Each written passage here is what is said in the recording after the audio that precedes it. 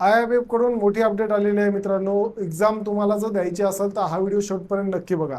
मित्रांनो, जसं मी तुम्हाला आधीच्या व्हिडिओमध्ये सांगितलं होतं, 22 तारखेपासून 4 तारखेपर्यंत एक्झामचा हा विंडो बंद होता.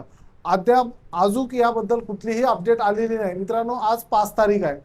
IIMF कडून अशी कुठलीच अपडेट देण्यात आलेली नाही की 4 तारखेला रजिस्ट्रेशन सुरू होतील.